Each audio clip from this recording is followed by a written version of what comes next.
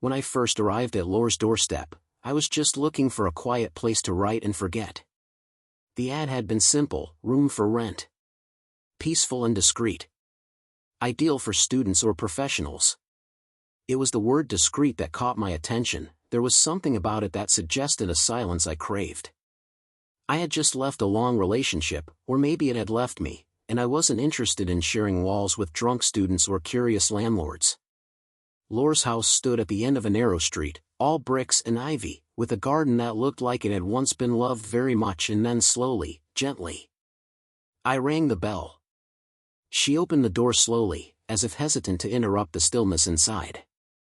She was elegant, but not in a fashionable way. No makeup, hair tied back, a cardigan too big for her frame. "Mr. Thomas?" she asked, her voice soft and formal. And I said yes, though no one had ever called me that before. From the beginning, she addressed me that way. Mr. Like I was someone to be respected, or kept at a distance. She showed me the room. It was modest, with a window overlooking the garden and a creaky bed. I said it would do, and she nodded once. "You have the upstairs bathroom. I use the one downstairs. Please, no smoking, and no guests without letting me know." I agreed to everything. I needed nothing.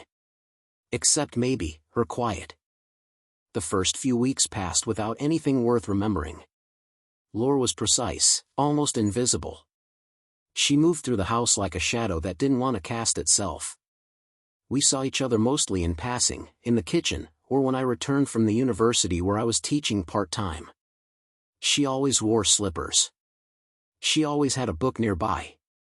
And she always called me Mr. even when she asked if I wanted coffee. Even when she thanked me for watering the garden once. Even when I left the milk out by mistake. She said it like a rule, like a line drawn between us. But I didn't mind. I liked the formality. I liked how the world shrank in this house to the clinking of spoons and the smell of tea. I found myself working better. Sleeping better, writing more, and watching her quietly.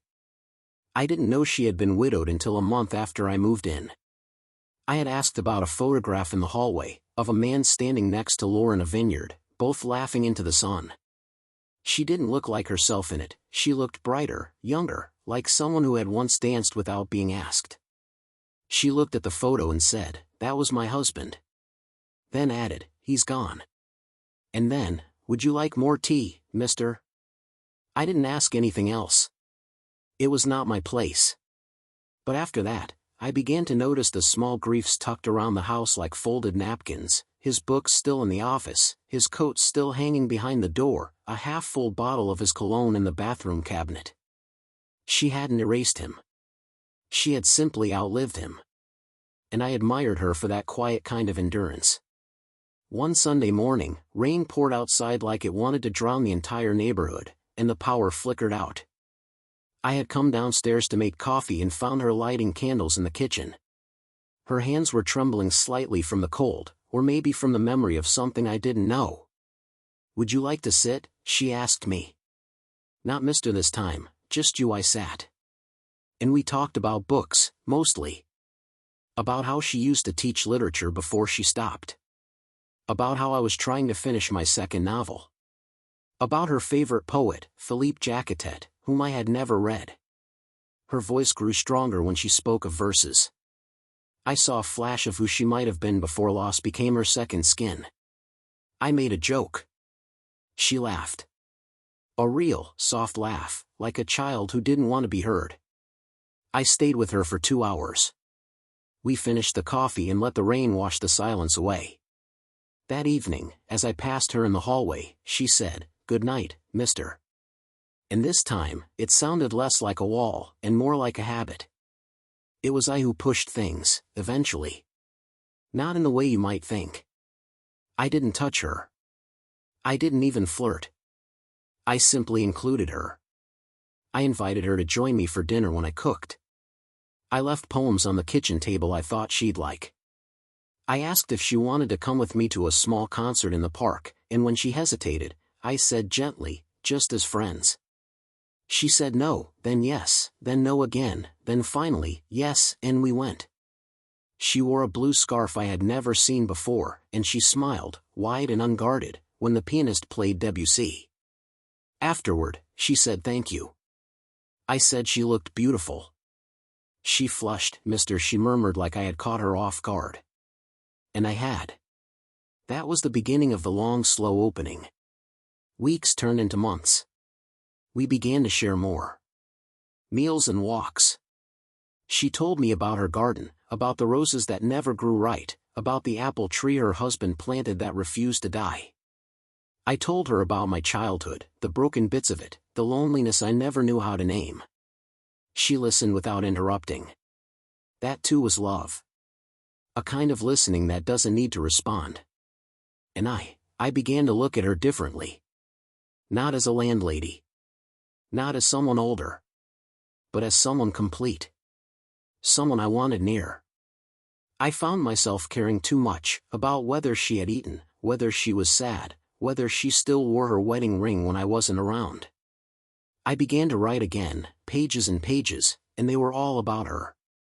Characters with her quiet strength, her pale wrists, her way of holding sorrow without spilling it. She didn't know, but she was inside everything I touched. Then, one afternoon, she asked me to help her with the garden. Spring had finally arrived, and the earth was soft enough to dig. We planted tulips. I wore gloves, she didn't. Her fingers were covered in dirt, and when she wiped her brow, she left a streak across her cheek. I reached out to brush it away. She froze, not with fear. With something like memory. Like a gate creaking open. "Mister," she whispered, but there was hesitation in it now. Not certainty. I let my hand fall. We finished planting in silence. That night, I couldn't sleep. I heard her moving downstairs, pacing maybe. Or maybe standing still. The shift came quietly. She began calling me Thomas when no one else was around. Just in the kitchen. Or in the garden. The first time she did it, I felt like I had been handed something sacred. A name can be a gift. A door, a permission. And in that moment, I knew. She felt it too. She had tried to fight it, with rules, with formality, with that damn word mister, but it was there, blooming in the silences between us. I leaned into it. I began to touch her hand when I poured her tea. I sat closer. I made her laugh more often. And she began to live again. I saw her wear color. I saw her go to the market and talk to strangers. I saw her hum when she cleaned. Little resurrections every day. And yet, we never kissed, not once. There was something almost too fragile between us to name. A love that was made of glances, of long pauses, of her brushing a thread off my shoulder and then stepping away. I wanted more, yes. But I also feared that wanting more might break the spell. Might remind her of the world outside. Of what people might say. The widow and the tenant. The older woman and the younger man. I was 27. She was 48. People would count the years like they mattered. But inside that house, time folded itself gently. We were simply two souls that had found each other, too late maybe, but still, found. The night it happened, the night it all turned into something undeniable, she had made soup. The kind you only make when you feel safe. Lentils and carrots and thyme. It was raining again. She poured me a second bowl without asking. And then, as I looked up to thank her, she said my name. Not Mr. Not even Thomas like she had started to. But my full name, the way my mother used to say it, soft and serious. "Thomas, I don't know what we're doing," she said. "But I know it feels like the first time I've been able to breathe in years." I stood and walked to her, but I didn't kiss her. I just held her face in my hands, and she didn't pull away. She cried instead. And I did too. Because love, real love, often arrives wearing sorrow like a second coat. We didn't tell anyone. For a long time, we didn't even tell ourselves. We lived in that liminal space between friendship and something more sacred. I moved from the rented room to the bedroom next to hers. We cooked together every night. I wrote she taught again, just one class a week, but it made her glow. We were in every way, a secret but a sweet one. Until the world found out. A neighbor saw us, whispers began and friends questioned. My brother visited and raised an eyebrow. Her sister stopped calling. It hurt her, she tried to laugh it off, but I saw it, the shame the world had taught her to feel. That she had dared to be desired. That she had dared to accept it. That a woman her age should fade, not bloom. That a man my age should want more than quiet dinners and older hands. But I didn't care. I loved her. One evening, she turned to me and asked, "Do you regret it?" I looked at her for a long time. At the lines around her eyes, the way she held herself, the vulnerability it took to ask me that. And I said, "Only that I didn't meet you sooner." She smiled. "Mister," she said playfully. Then added Thomas.